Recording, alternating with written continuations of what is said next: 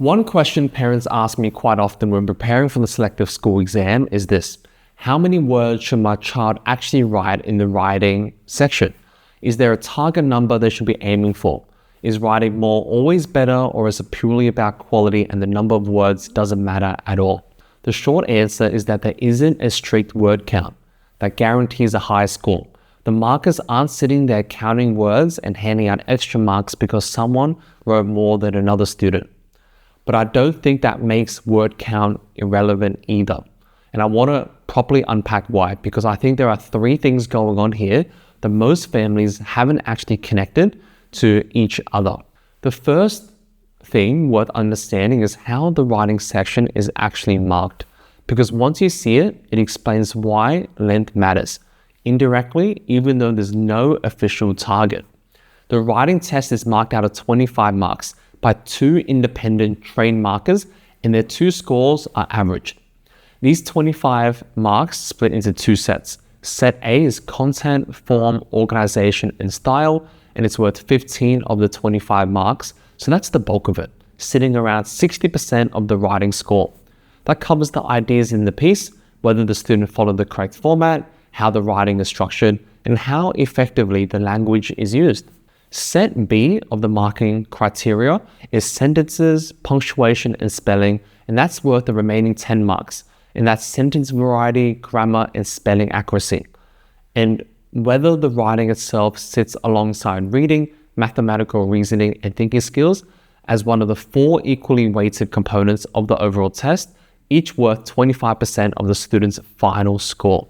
So this isn't a minor section by any means. It's a quarter of the whole result marked against a generally broad rubric. When you actually sit with that rubric, I think it becomes very obvious why a short response struggles regardless of how well written it is. To score highly, a student has to demonstrate developed ideas, logical organization, varied sentence structures, and appropriate vocabulary and accuracy in spelling and punctuation all at once. That takes room on the page. If a student writes, say, 50 words, even if every one of those 50 words is technically correct, it's genuinely hard for that response to show a clear structure or a developed idea, more than one or two sentence types, and a proper conclusion, because it's only 50 words. I think about it almost like a checklist the marker is running through as they read and assess.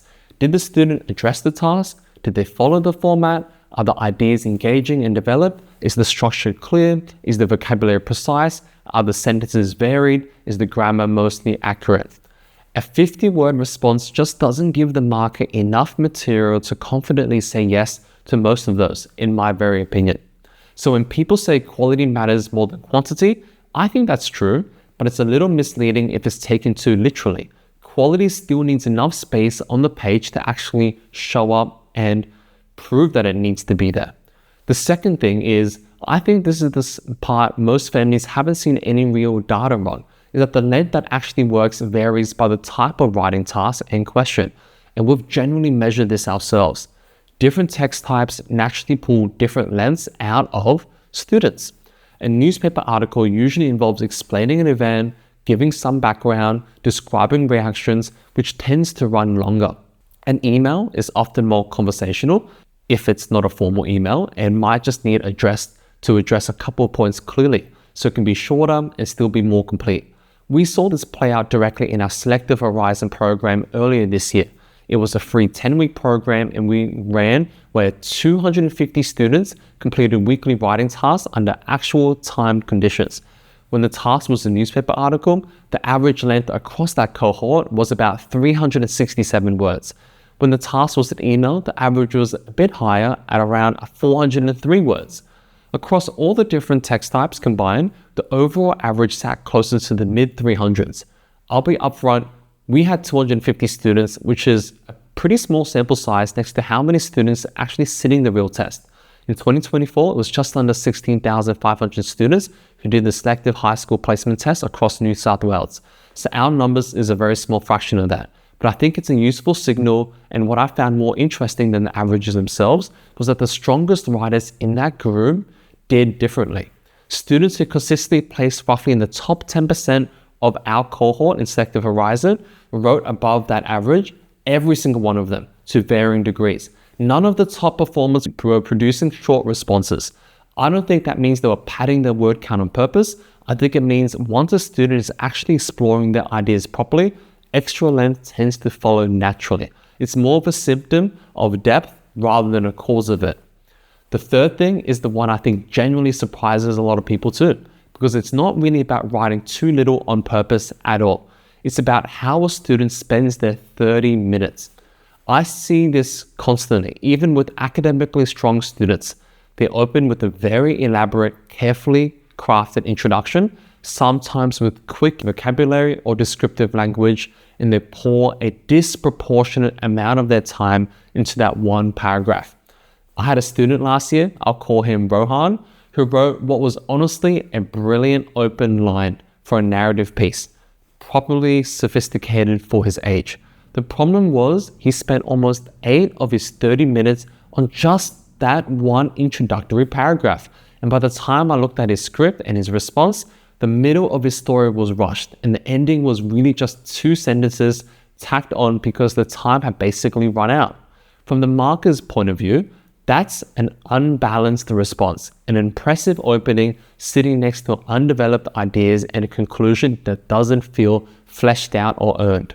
The fix isn't complicated, but it does take discipline, and it's genuinely practical advice I give every student we work with. Keep the introduction clear and reasonably concise, and treat the middle of the response as where the real marks are actually won. And of course, you have to round it out with a good conclusion. As a rough guide, I tell students to spend somewhere between 3 to 5 minutes planning at most before they even start writing most of the 30 minutes. Call it 20 to 25 minutes, actually develop the body of the response, and then deliberately leave a few minutes at the end to write a proper conclusion and do a quick check of the spelling, punctuation, grammar, errors, etc. It's not an official exam rule, it's just a rough split I found keeps a response balanced rather than front-loaded.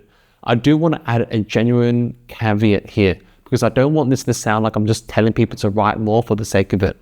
Writing more words should never come at the expense of clarity or accuracy. A long response full of spelling mistakes, run-on sentences, or ideas that drift away from the actual prompt isn't going to score well at all. The markers are still weighing the overall quality, and how directly the piece answers the question length on its own has never been the goal. So if a parent asks me for an actual number in terms of how much they should write in the writing component in Selective, I'll say there isn't a target, but a response somewhere in the range of a few hundred words, developed properly rather than padded, is genuinely what it is to take for the range the rubric is actually asking for. If you want an anchor point from real students under time conditions, our selective horizon numbers sat in the mid 300s, closer to 367 for a newspaper article and closer to 403 for an email. But I'll expect that number to drift slightly over time as we run the program again over the years. But if your child's in year 5 right now, so they'll be sitting the actual test next year as a year 6 student, the wait list for our 2027 Selective Horizon program is already here. And there's a link in the description if you want to get in on it. It's generally the best way to see where they land against the real cohort rather than guessing. It's free, but you can obviously upgrade for detailed reports and breakdowns. But the actual point I want to leave you with is, don't chase a word count. Chase the things that the rubric is actually built around: a properly developed idea, a clear structure, and a language that's varied and accurate. When those 3 things are in place, I think that length mostly takes care of itself naturally. If this was useful, let me know down in the comments below. If you want me to break down reading, thinking skills in the same way or another topic, let me know too. Like the video if you haven't already, comment and subscribe, as it generally helps the channel so much and it motivates me to make more videos. Thank you, and I'll see you next time.